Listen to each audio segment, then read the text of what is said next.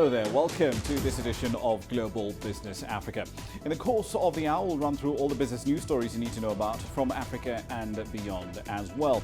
Let's start with a quick run through the markets here for you. So it's a day essentially of a lot of red ink pretty much right across the board. The NSE 20 over here in Kenya essentially closing the day a little lower. This is relatively close, about 20 points off the low for the year so far. Remember, it's been setting multi-year lows so far in the year. We're also seeing some interesting developments on the aviation front. Kenya Airways shares closing the day a lot higher today, up 1%. They're down 50% in the course of the year. But what happens next now that the government wants to renationalize it?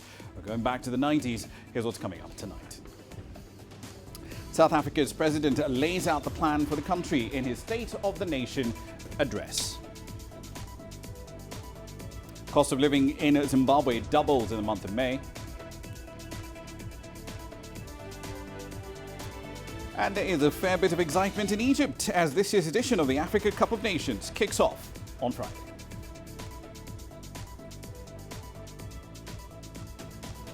All right then, one of the big stories across the continent is our starting point tonight. The South African head of state, Cyril Ramaphosa, has been delivering his State of the Nation address from Parliament buildings in Cape Town. In fact, it's just wrapped up in the last couple of minutes. Now, among the issues he's addressed so far include the revival of the state power provider Eskom, including the appointment of a new CEO, the expansion of the tech space, the reduction of data prices, the creation of new jobs, and the promotion of locally made items. He's also clarified that the role of the Reserve Bank is to protect the value of the country's currency, essentially sticking to the Reserve Bank's mandate within the terms of the South African Constitution. Now then, let's get you some proper context to tonight's speech from Cyril Ramaphosa. It's his third time making such a speech. So what has changed this time round? CGTN's Rene Delcam joins us from Cape Town right now. Rene, so growth has been stuck in the 1% or so rut for years now. We saw a steep contraction in the first quarter. What did investors and enterprises look to hear tonight from Mr. Ramaphosa? Well, we've been speaking to commentators throughout the week, and the one thing that people kept repeating was that they would be looking to the president to be presidential, to be a statesman this time round, his third time doing a State of the Nation address to his nation. And also they would be looking for leadership when it comes to guiding the economy to the growth that everybody wants to see. Cyril Ramaphosa said a short while ago that the country found itself in a very difficult position. It said that it had inherited serious problems as a result of the legacy of apartheid, and he said that it would take a long time to get the South African economy to grow the way we would like. Of course, we've seen negative growth in recent times, and so we have seen much emphasis on the need to start stimulating this economy and attracting investors. But what we've heard all the time we've spoken to people has been, we want to see some kind of leadership from the State of the Nation, coming out of the State of the Nation address from the president, saying this is how we're going to do it. And the president said tonight, he spoke about economic transformation and he spoke about much needed jobs. He said that in a country where more than 50% of the youth was unemployed, we had to admit that this was a national crisis. And he said, quote unquote, we need implementation and we need it now. So what he's saying is enough time has gone by talking about what we want to do. He wants to see all things being implemented now to get these jobs started, to get the economy starting to grow in the direction that we want to see it. Right, so let's put that to the test, because in his last State of the Nation address, the president said Eskom was going to be restructured and the country's power generation issues would be resolved. But how far along is the government in meeting those goals that were announced back in February? Well, he said tonight that all South Africans have a responsibility towards Eskom, because without a sustainable electric grid, we would not be able to have the economic growth that we want. And he called on all South Africans to pay their electricity. He said that the boycotting of electricity bills will no longer be tolerated. We all, as South Africans, have a responsibility towards Eskom, he says. He also said that a special urgent bill would soon be tabled in Parliament to help bail out Eskom. He said that Eskom needed to come up with about 230 billion rands and South Africans and government would help in this process in helping Eskom find the money over the next 10 years and pay a significant amount of money towards the 230 billion needed by Eskom to survive operationally. Indeed. So one last question for you. We've heard very detailed warnings about the cost of inefficient state-owned enterprises and a bloated, inefficient public service as well from the Finance Minister, Tito Mboweni, in the past. But did we see any detailed action on those two issues from the President tonight? No major emphasis on that right now. The most important thing that came out here tonight was trying to talk about economic growth and how we needed to move that forward. So there weren't any detailed plans as expected. Also, I have to tell you that I did walk out at a pretty crucial time, so I might have missed something that he might have mentioned. But so far as I've read and what I could tell, he did not go into detail as to how we would proceed with bailing out those SOEs. Indeed, we'll have to wait and see how all of this plays out. Thank you for the update. Renee Delcam in Cape Town, South Africa. Now, let's head over to Zimbabwe. Its interim currency, the RTGS dollar, has fallen to a new low on the black market. Local firms are demanding payments in US dollars as a hedge against inflation, which is currently at 97.8%. It's an eye-watering number. The RTGS dollar has fallen by 60% against the American dollar since its introduction back in February. Zimbabwe dished its much discredited one-to-one official peg between the US dollar and the so-called bond notes and electronic dollars into one transitional currency, of course, the RTGS dollar, as we refer to it now. Public sector workers are demanding for a second pay rise. It could undermine the government drive to convince lenders that it can impose and maintain fiscal discipline. The country has been facing an economic recession that is marked by a crippling shortage of a range of commodities. Now, back to that inflation number in Zimbabwe. Year-on-year inflation, as I just mentioned, 97.8%, up from 75% just recently in April. Distressed citizens are now finding it increasingly difficult to cope with this rapidly rising cost of living. Here's CGTN's Farai Mukutuya with the story. Soaring parallel forex market rates have propelled inflation to a 10-year high, just 2.2 points shy of triple digits. Many here are barely able to keep their heads above water. The teacher is in a deficit of not less than 3,500 RTGS dollars. That means that the teacher is unable primarily to provide for their own food, and they are not able to meet their own obligations in terms of utilities, in terms of rentals. They are not able to send their own children to school. The average teacher earns 580 RTGS dollars, about 58 US dollars at the current black market rate, far short of the 4,100 RTGS dollars demanded in ongoing wage negotiations with government. But even that amount could quickly be eroded by the unrelenting inflation. If we don't sort out the electricity issue, that will increase the cost of doing business. If we don't sort out, in terms of having, the basic commodities available in all our shops, if we don't manage that, I think there's a lot, price pressures that will continue, to push inflation up there. Zimbabwe's finance minister seems to differ, projecting prices to taper by the third quarter in response to fiscal reforms. Those burdened by the ever-increasing cost of living are losing hope. Remember this idea of prices falling and new shops coming with cheaper products. I have not come across any shop that has been opened by government with cheaper products, but this was promised. The prices were going to start falling in April. We have not seen them falling in April. And the issue of stabilization now seems like it's a missed target. We are no longer stable. Instead, we are sinking deeper. The lack of confidence could deter government's recovery program. When you implement austerity measures and you don't have, a poverty alleviation plan, sometimes, that policy tends to backfire. I have so many case studies of the countries that have tried to implement austerity measures, but that policy, didn't end well, and they had, to abandon it earlier and, pursue other policies.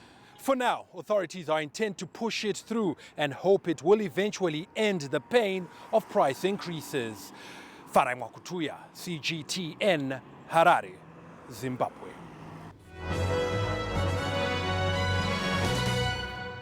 quick run through some stories making your company headlines now. Let's start in mining with Vedanta Resources. It says it will take urgent steps in order to protect its assets in Zambia and pursue international arbitration if necessary. This comes after court in Lusaka rejected its request to be included in liquidation proceedings. Zambia's dispute with Vedanta Resources started back in May when it appointed a liquidator to run Konkola copper mine, saying it has breached the terms of its license. The cement company Lafarge Africa is selling its South African operations for over $310 million to Carry Cement BV. Now, the company will be using the proceeds from that sale to pay off a related party loan that amounts to about $293 million. Shares of the company hit a 3-week high in the wake of that announcement, jumping by 10%. The transaction is expected to be wrapped up in the third quarter of the year. Boeing is in talks with other carriers for sales of its grounded 737 MAX aircraft. This comes after it's received a letter of intent for 200 planes from British Airways owner IAG. Boeing's top-selling aircraft has been out of service. It's been grounded worldwide. Boeing is currently trying to get its most popular narrow-body aircraft back into the skies after 2 fatal crashes, one in Indonesia, one in Ethiopia. At the same time, US pilots have called for enhanced pilot training on the 737 MAX before the aircraft gets back into service. And Airbus, Boeing's rival, says it signed deals with airlines and aircraft leasing companies for over 300 new planes during the 4-day Paris Air Show. The star of the event was a planemaker's new A321 extra long-range plane. According to the European plane maker, the plane is the world's most efficient and longest-range single-aisle aircraft. It will effectively enable operators to access markets requiring a lot more range and a lot more payload. As a run through your headlines.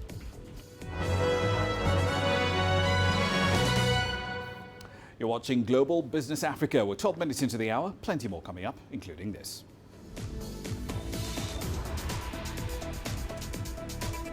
We'll be looking at the financial side of the Ethiopian economic reform program 1 year on. And Kenya's flag carrier might be renationalized if it's to get back to profitability. But is it a sound move? We'll find out next.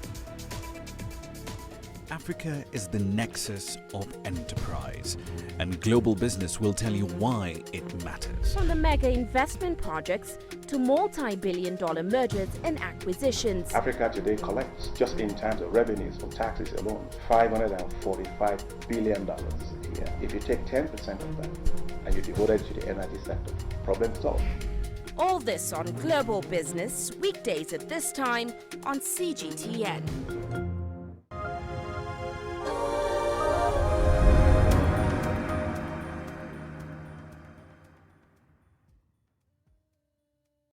Welcome back to the program. Now, this time last year, Ethiopia's Prime Minister announced that the country would be gradually opening up a range of sectors. Telecommunications, energy, aviation, all of them will be open to foreign capital to some extent. What was conspicuously absent from that entire reform and opening up conversation was whether or not Ethiopia would open up its financial sector to the rest of the world. Now, on paper, Ethiopia is a fascinating market. Last year, for instance, if you look at these numbers, the average non-performing loans were well under the 5% ceiling. Capital to risk-weighted asset ratios have actually gone up by over 900 basis points between the end of June 2012 and the end of June 2018. Returns on equity, that had fallen from over 55% to just over 20% over the exact same time frame.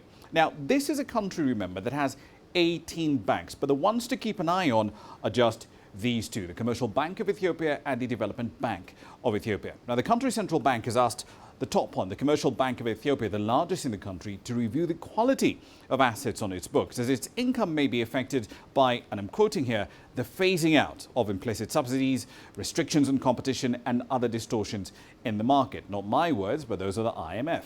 Now, the Development Bank of Ethiopia is not a deposit-taking institution, but it had an eye-watering non-performing loan ratio, 39% by the end of June. As the IMF put it, it poses substantial quasi-fiscal risks, particularly because the central bank's lending to it is equal to over 2.4% of GDP. But let's put that aside for the moment. Here's the scale of the opportunity. By the end of 2017, over 1 in 3 Ethiopian adults had a bank account, just over a quarter saved in a financial institution. But these are much, much lower than the averages in East Africa. The percentage of adults with a bank account in Kenya, for instance, it's over 80%.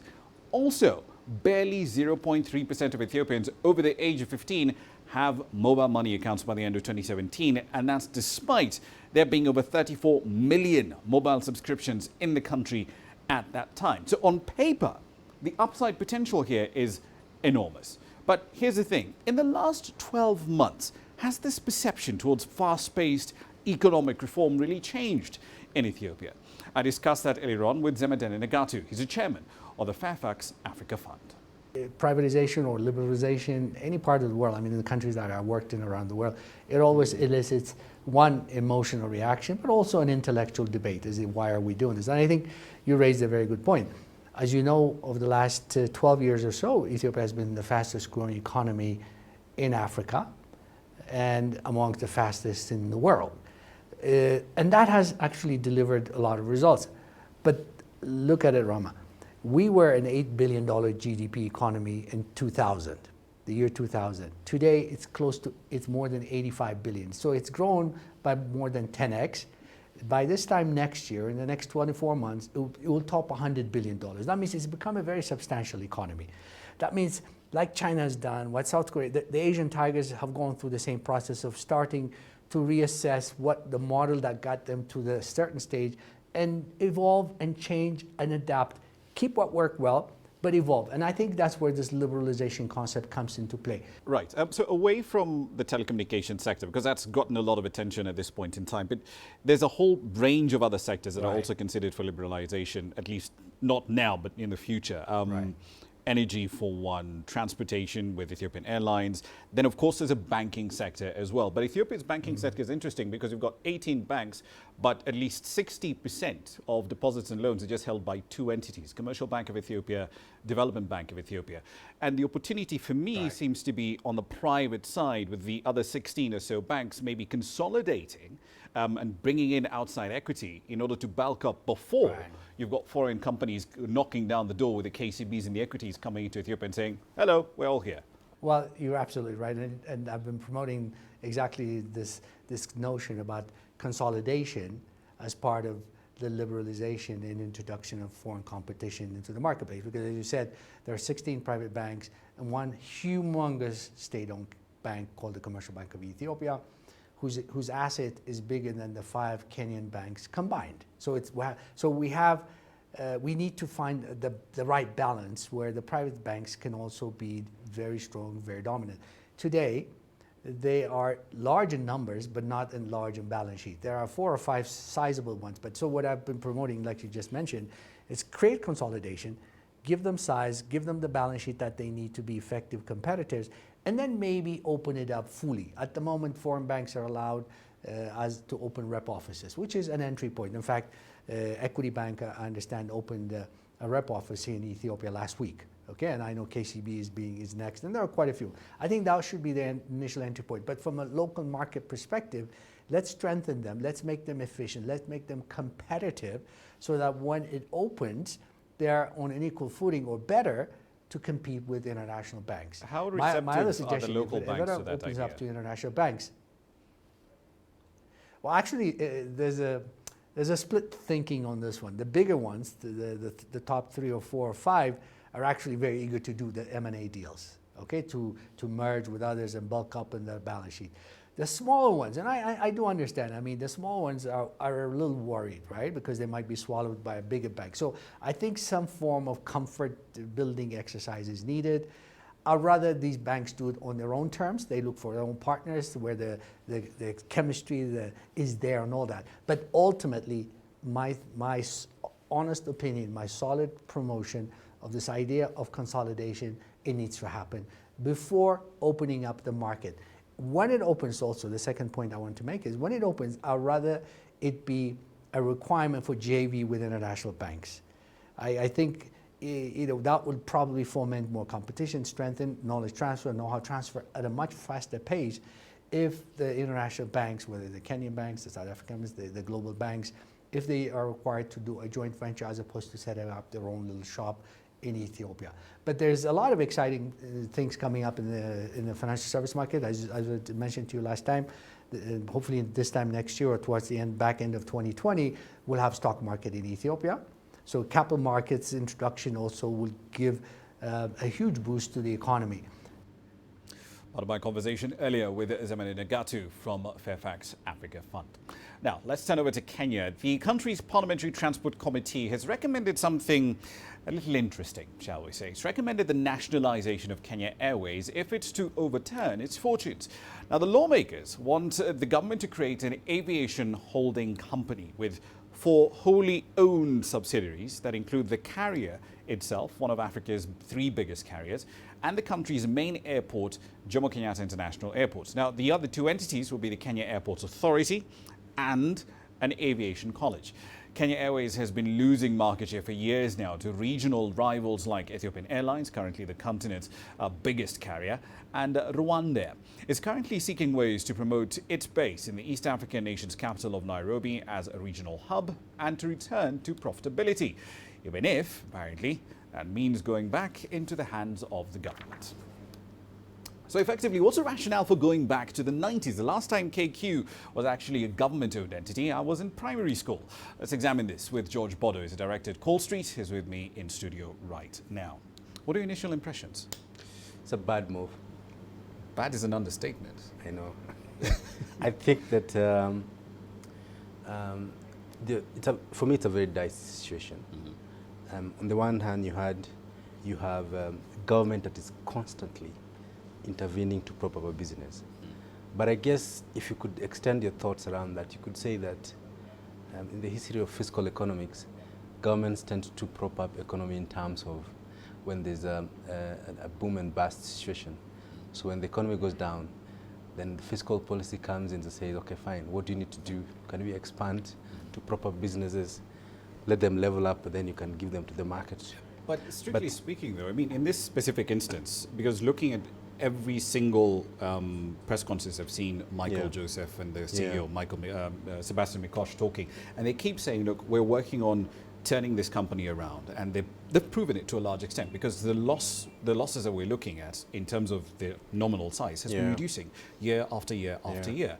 There is a case to be made for just letting the management and the boards do their job instead of trying to tinker with things all over the place. Well, there's always a government discount in every company where the government is a majority shareholder, for the simple reason that government is always trying to interfere with the business at any point. And we've seen this historically with all entities where the government has say in terms of shareholding.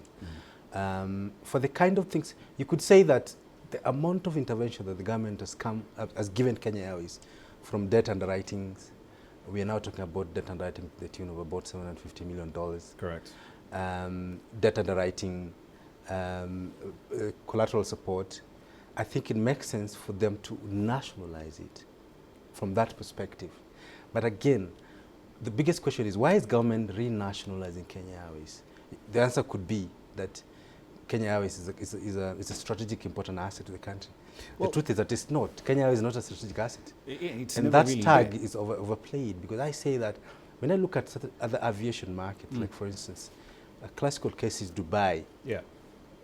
There's a strong, if you look at, it's difficult to separate Dubai and Emirates, for instance, and it is historical because they have a blueprint to turn Dubai into a hub, a redistribution hub, and to a large extent they've done that.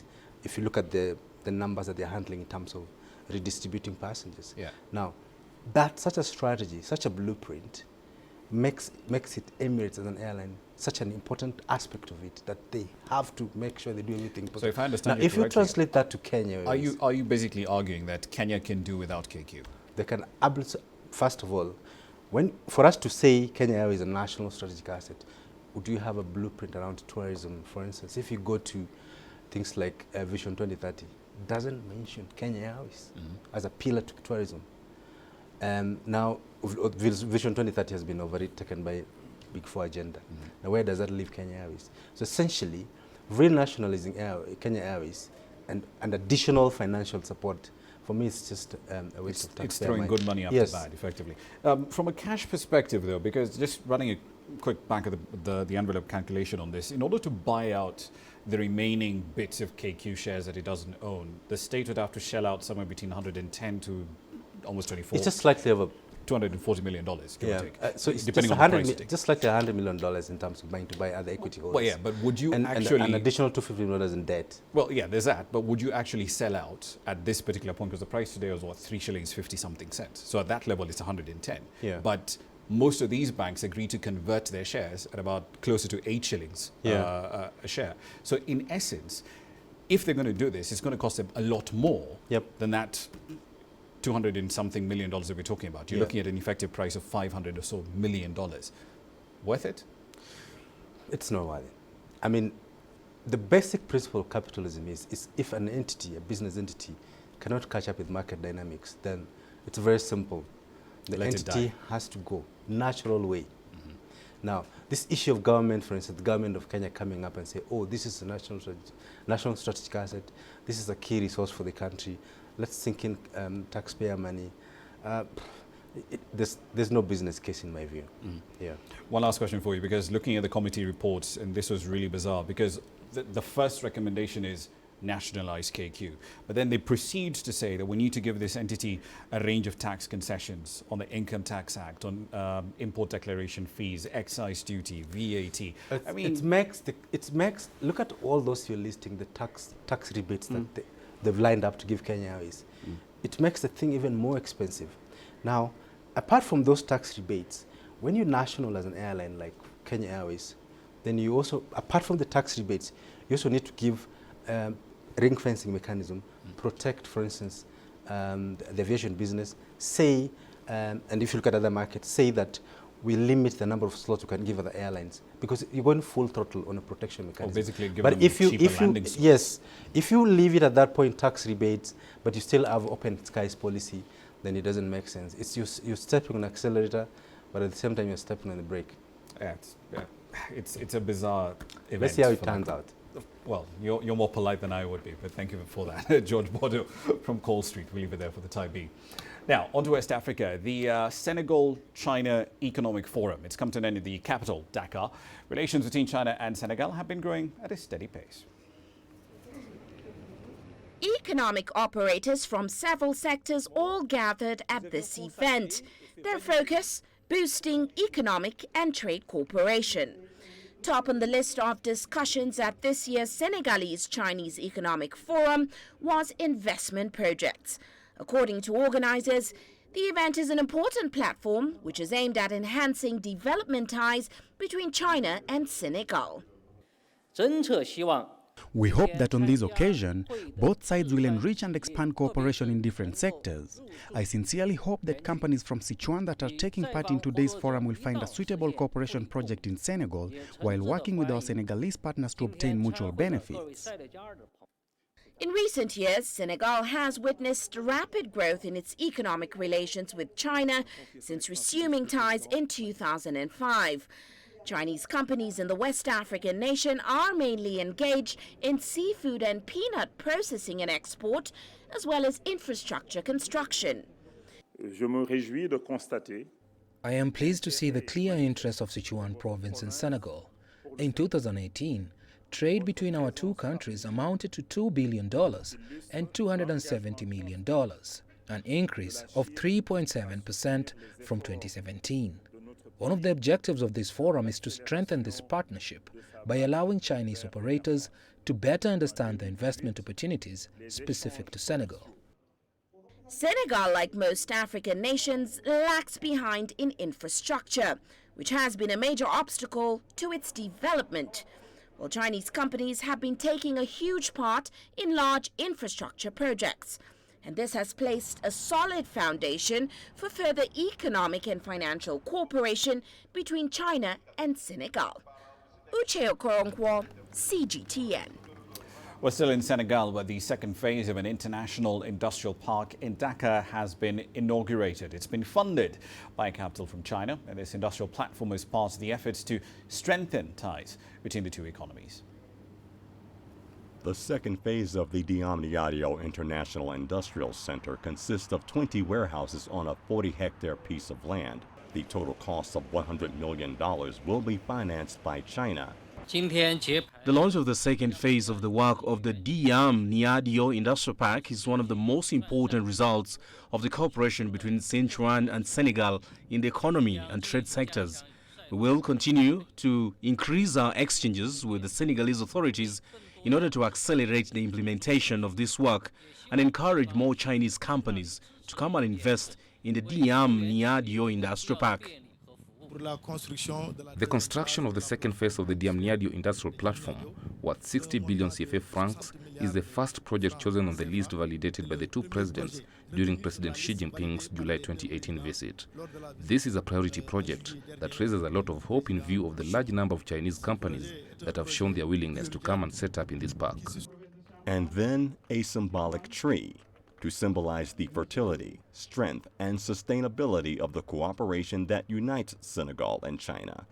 Both countries are looking to boost the impact of economic cooperation in efforts to solidify the economic ties.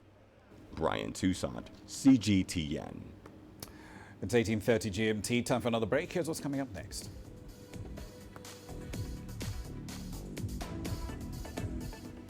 As Iran shoots down an American military drone, fears of military confrontation rise. And we'll explore how facial recognition technology is also replacing staff in stores in China.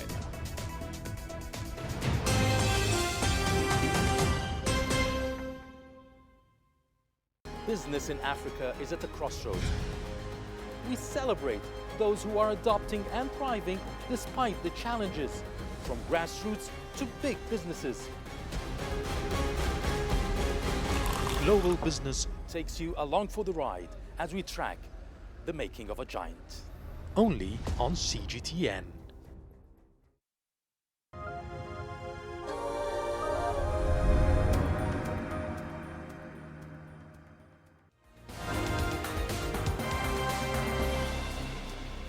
Welcome back, everybody. You're watching Global Business Africa. Here are the stories making you headlines at this hour. The chief prosecutor of the International Criminal Court, Fatou Bensouda, wants Sudan's ousted head of state, Omar Hassan al-Bashir, transferred to The Hague for trial on mass killings in the Darfur regions. Bashir is wanted by the ICC on charges of crimes against humanity in Darfur between 2003 and 2008. He has repeatedly denied any guilt. The court issued warrants for his arrest in 2008 and again in 2010. Elsewhere, a court in Hungary has jailed 4 suspected human traffickers for life over the deaths of 71 migrants which occurred in August 2015. The decomposing bodies of the victims were found crammed into a refrigerated truck which had been dumped on a motorway in Austria. The 4 included an Afghan national accused of being the ringleader of a human trafficking syndicate and his 3 accomplices from Bulgaria. The United Nations Refugee Agency, UNHCR, and the authorities in Addis Ababa are closely monitoring the movement of people at the border between Ethiopia and Sudan. The UNHCR says that it has been preparing for a possible influx of refugees given the instability we've been seeing in Sudan, but it hasn't seen any evidence of that so far. And finally, in the DPRK capital of Pyongyang, the Chinese head of state is paying a state visit. Xi Jinping held talks with the nation's leader, Kim Jong-un, earlier on Thursday. Their talks centered on the country's relationship as well as events on the Korean peninsula. That's a run through your headlines.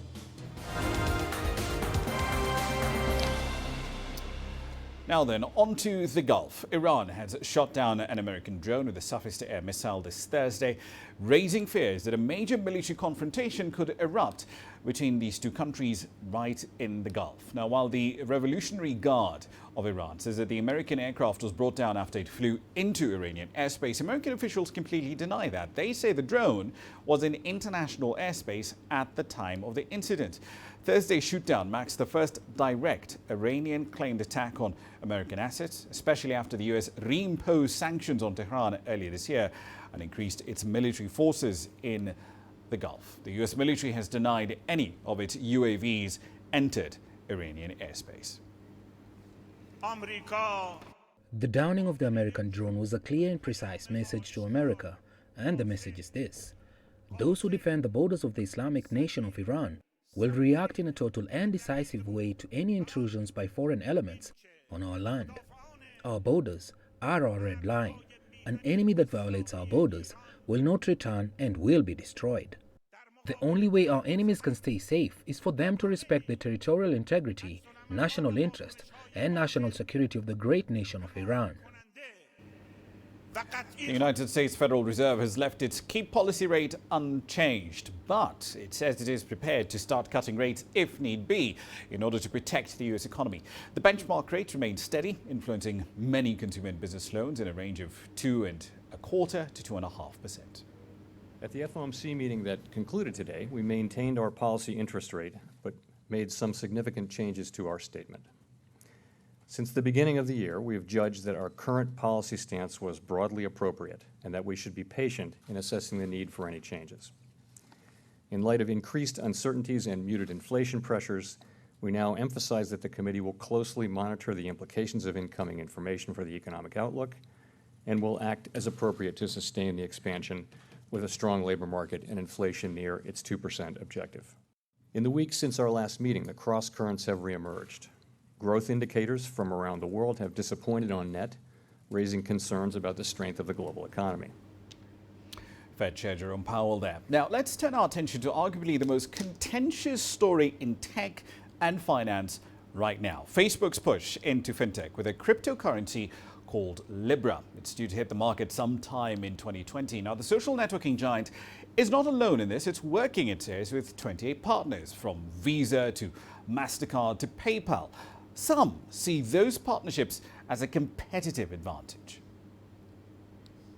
I think Libra is going to compete on an even playing field with every other cryptocurrency out there. It's got advantages. Its advantages include the fact that it's being launched by Facebook, which has reach of billions of people. It's got disadvantages in the way that it's architected and things that Bitcoin or Ethereum or other technologies might do better. But this, remember, is the exact same company right at the center of several privacy scandals. Personal data from over 87 million users, over 70 million of those in the US, was illegally acquired and then used to target political campaign ads. France's finance minister has actually warned against making Libra, in his words, a sovereign currency. And the governor of Australia's central bank says there are plenty of regulatory issues that need to be addressed. Earlier on, I spoke to Ali Hussein Kassim, among other things, as CEO of Nairobi-based fintech. I started by asking him if Facebook's major trust deficit would cripple this push into e-commerce and financial services. Most sort of removing your attention from this particular issue that you're currently facing with, which is sort of game-changing for the company, not just from regulators around the world, but from customers themselves. I mean, Facebook is losing more teenage, more Gen Z users than anything else. You may say that's a pivot. They're looking at new customer base. But if you look at Libra and look at the whole cryptocurrency blockchain ecosystem, no one has attempted what Facebook is attempting today. So isn't this a form of just moral licensing? Because it's saying, okay, fine, don't trust me, don't take me at my word, but look at the people I'm working with. If Visa is here, if MasterCard is here, that's exactly the point. If PayPal is here, that's exactly the point. Why do you have any issues with me? That's exactly the point. But here's the thing. Look at that list. Show me one global bank in that list. Well, they're all out. Not even one. Aren't central bankers, for lack of a better word, aren't they on the losing end of that fight? Because we've both seen the, what was it? There was this rather infamous or famous circular, depending on your perspective, from Kenya Central Bank that basically said, if anyone walks into a bank and says, I want to open an account and I want to use this to trade in cryptocurrencies, don't open that account. It never worked. People basically ignored that directive and it was completely unenforceable. Completely. So from that perspective, I mean, central bankers can keep trying to make regulations left, right and center, but at the end of the day, what do they really have to stop this? So I have a lot of respect for regulators. They operate in most cases under very difficult circumstances. They don't create laws. So let's agree on that. They don't create laws. They work within a system. They may have leeway, but they work within the laws. What I have issues about is sometimes skewed conversations coming from regulators. Back to Facebook, one of the things that I think worries most global regulators and global central bankers is simply this. Facebook has 2 billion users. You can't ignore those. All it takes is 10% uptake of Libra within the Facebook ecosystem. Facebook is the biggest bank in the world. 200 million users. But who sets those rules? And therein lies a problem, because if governments are balkanizing the internet, as you point out, and at the same time you've got other individuals who are saying, let's build it, deal with the consequences later, and you're dealing with services that transcend borders, how do you set rules? Because these regulators aren't necessarily talking to each other. If you do not have a seat at the table, you're on the menu. And you don't want to be on the menu. And the thing about the new dispensation and the new rules of engagement in this new brave world is that we must engage with regulators. They must listen to us. After all, who are these rules being created for? Themselves? Or us, the users? So, unfortunately for Facebook, it's difficult to forget that this is the same company that was responsible, I'm sorry to say this, for putting Trump in office. So where do you start saying, no, forget about that, but you can trust us on this, right? Those issues, they cannot be separated. It doesn't matter that you are sprinkling it with the MasterCards and the PayPals and the Vodafones of this world. No, it's tainted. Right then, still on matters tech, a trip to the store usually involves interacting with employees, you know, your other fellow human beings. But that's not necessarily always the case in China. Businesses in the country are joining other retail chains and tech startups to make staff-less retail one of the hottest tech trends over there. Yes, GTN's Francis Kuo with the details. There are store shelves and products for sale, but one thing is missing: the staff. This is what some of China's retail industry is starting to look like: unmanned stores like this one in southwestern Guizhou province. Typically, customers need a QR code scanner to enter and check out items. It's all designed to make the shopping experience quick and easy. The model is luring more and more business owners. Finding staff has become harder with China's population slowing down and getting older. The unmanned stores help save on employee costs and rent, as they're easy to assemble and dismantle if relocation is necessary. Traditional convenience stores like us can't afford to run 24 hours a day. We have to stock products, and the cost and operation risks are relatively high for us. I've seen this kind of unmanned store online before, and I think it's amazing. The technology uses facial recognition, and employees off-site are still keeping an eye on things. Speaking of hardware, the store uses bulletproof glass. Inside there are surveillance cameras working 24 hours a day, 360 degrees with no blind zones. Our staff can check the stores at any time from our background monitoring system. A real-time intercom is also available. The unmanned stores are taking off quickly. Chinese retail giants Alibaba and JD.com have already opened stores. And now more small convenience stores like this one in Guizhou are riding the trend. Our main purpose is to allow unmanned stores to get closer to our consumers. And consumer habits. The store's technology is also used to gauge buying preferences to help stores make decisions on inventory. With anything new, there are problems. Technological glitches can hamper the process, and some customers still crave personalized service. But unmanned stores is just another option to make that visit to the store a whole new experience. Francis Kuo, CGTN. All right, then a quick run through commodity prices. Frankly, all the trends that we're seeing here are just telling you about risk. So crude oil for starters, it's actually at 64.57 at the moment, up by over 4.5% so far in the day. WTI crude spiking even higher. It's essentially up by over 5%. So collectively between those two benchmarks, oil is up by its most in its single intraday gain so far this year alone. Gold is also having a fairly decent run, 1380.5. Per troy ounce is the number we're looking at the moment. Will all this continue as geopolitical tensions ratchet up? We'll keep you updated. Here's what's coming up next.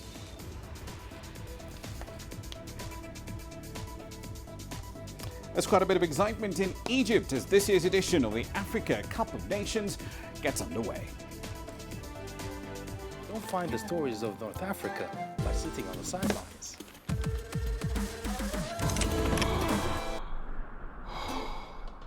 No one else will take you where we can in North Africa. And no one else will show you what it's all about. CGTN, see the difference.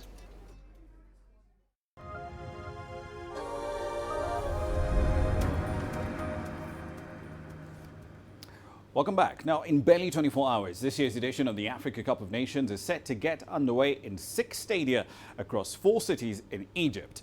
The tournament is Africa's biggest single sporting event, and it will see the participation of 24 teams for the first time. Here's CGTN's Yasser Hakim explaining how all of this will benefit Egypt's economy. There are multiple sources of income expected from the Afcon 2019. The African Football Federation usually allocates 20% of the competition's revenue to the host nation. However, some experts believe Egypt should receive a higher percentage this year. It's quite unfair for the host nation to gain only 20% of the total revenue. First, the number of teams have increased from 16 to 24, which means more expenses for preparing the tournament.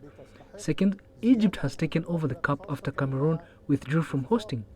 It had only 4 months to prepare for it, and it's a very short period to market the tournament. So at least the federation should raise Egypt's share from the income.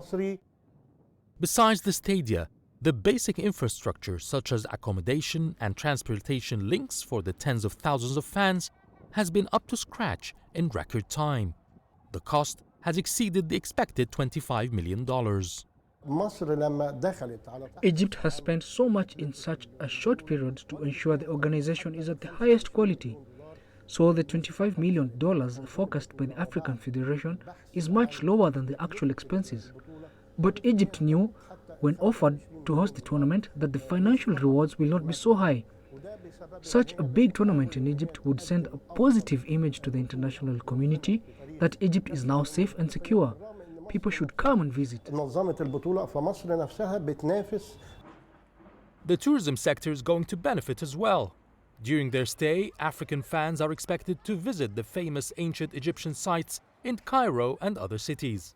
A large chunk of revenue will come from advertisement, sponsorship deals, and a special sports channel, with local exclusive rights to the tournament. There are no details about the approximate revenue expected from Afcon 2019, although officials hope it would exceed the $35 to $40 million.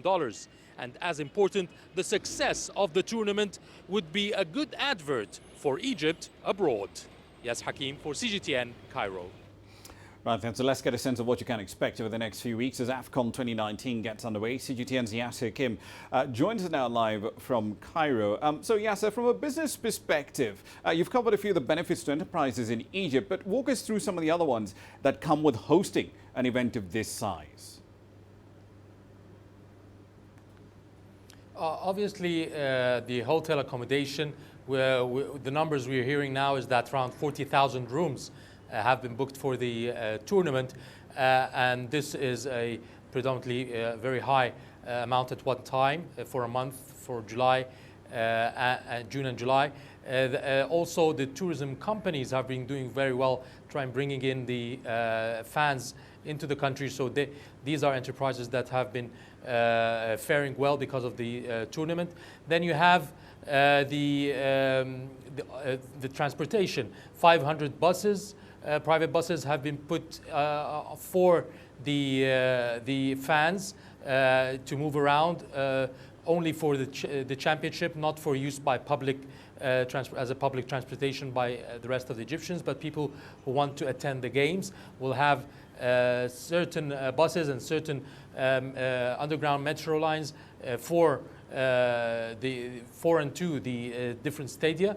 And obviously you've got the billboards, you've got the restaurants, everything that comes with a huge number of fans going in, and the media. Media has been doing very well because of the advertisement, and media has been doing very well because of the Afcon is here with 24 countries, and that's a huge number than before. Before it was 16 countries. So that's a larger exposure for these enterprises. Indeed, it's one massive fiscal stimulus for Egypt's economy. But I'd be remiss if I didn't ask about your home team, because Egypt has won this tournament 7 times in the past. They're looking to win this for the 8th time. But can they pull it off without Mo Salah? He's had a very long season in Europe. He's probably a bit fatigued going into this tournament.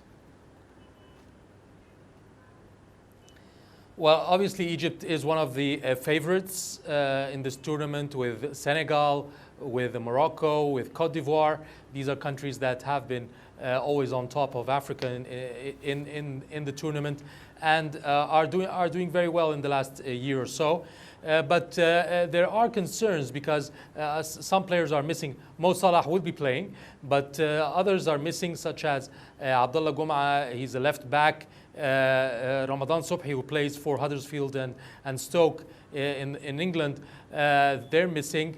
And also the games before the tournament have shown that the performance was not up to scratch. So there are fears that maybe it will not be as easy as before. Obviously, the number of teams have increased from the usual 16 to 24, which makes it even more competitive and tougher for the teams in the tournament. Also, you have at least 4 teams that are playing for the first time. So they are sort of considerably unknown teams for countries like Egypt and so forth, because they have not been playing against each other for a long time. So there might be some surprises in the tournament from teams or countries that you would not expect could get in results. So it's not going to be an easy task. We've seen the Egyptian team in the World Cup has not done well. So there are fears that maybe it's the same players and the same team, so not many changes.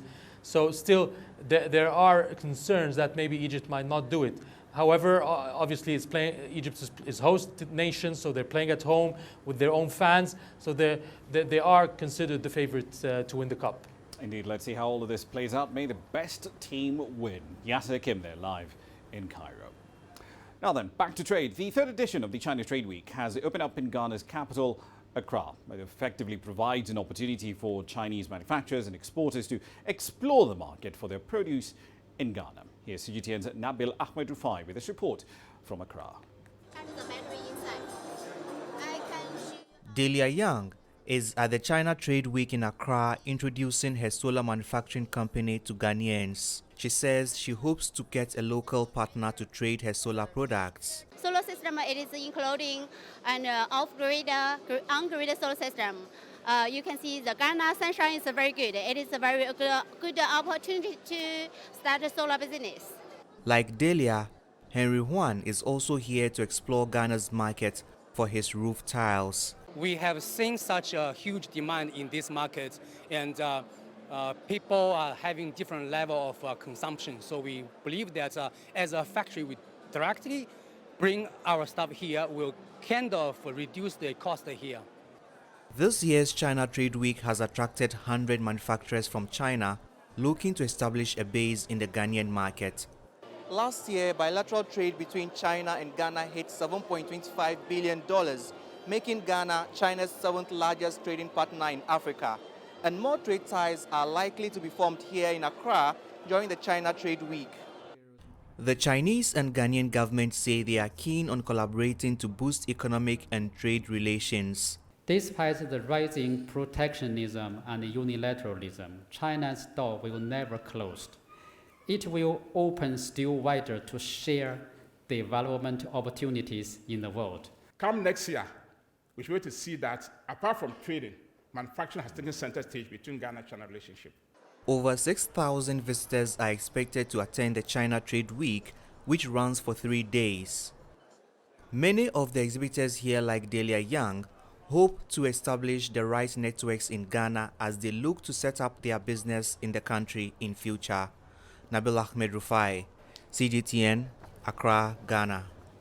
One last story for you. This one from South Africa. The city authorities in Cape Town have made land available for the production of medical marijuana. Now, it's located within a special economic zone just outside Cape Town, and it aims to get a piece of the largely, so far, untapped market for alternative medical treatments. CGTN's Travis Andrews has this report. The Atlanta Special Economic Zone has been designated as the Western Cape's green tech hub, with investments in renewable energy and manufacturing. Now it's also set to include the production of medicinal cannabis. Atlantis is known for its green economy approach, and so it makes sense for this facility to be established in that space. We're looking at an investment value of around about 2 billion rand and about 250 jobs that will come as a result. So it's a very important investment. It's important for Cape Town to lead from the front. As we know, Cape Town is the leader in healthcare.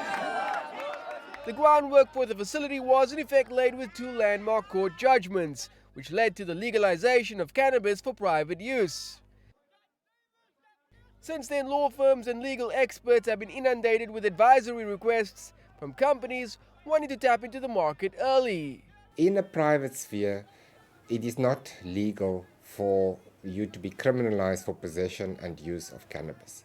And then it said, Parliament must now go and fix out the details, but Parliament has not done that yet. So we are really waiting for Parliament to come up with more specific regulations about how this now will work in practice. There is, though, large support from the medical community for medicinal cannabis, especially for treating patients suffering from chronic pain. Another win is that costs could fall due to local manufacturing.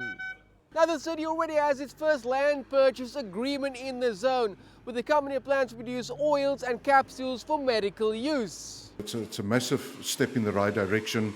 Pharmaceutical company from Canada has shown interest investing in Cape Town, and of course medical cannabis is an important thing, so the cultivation and the processing of the medical cannabis into oils and capsules will be done at the facility. It's a high-tech facility that will be established there, and then it will be exported into Africa and globally. For now, Atlantis can also expect an influx of skilled labor in the science and medical fields once production is up and running. Until then, the city will continue marketing the zone as the next global hub of African-made medicinal cannabis treatments. Travis Andrews, CGTN, Cape Town. All right, then, a quick run through the currencies here for you before we wrap up the program. Let's start with the Kenyan shilling. So it's been one of those weird currencies in Africa that's actually been posting gains against the dollar when everyone else is sliding. Not anymore. It actually did hit about 102.3, effectively wiping out all of the gains made in the year. This is its 6th straight day of losses. With respect to the South African rand, it's actually been gaining quite a bit so far in the day. 14.30 is the most recent number that we have on the board at the moment. Effectively, in the last month or so, in the last 4 weeks, it's actually gained about 2.7% against the American dollar. But will it hold on to those gains following today's State of the Nation address? We'll find out and update you. But that's it for tonight's edition of Global Business Africa. As always, we'd like to hear your thoughts on the content you've seen here in the last hour. Several ways of getting your thoughts back to us, all of them on your screens right now. I'm Ramah Nyang in the Kenyan capital, Nairobi. Thank you for your company in the last hour. The World Today is up next from Washington, D.C.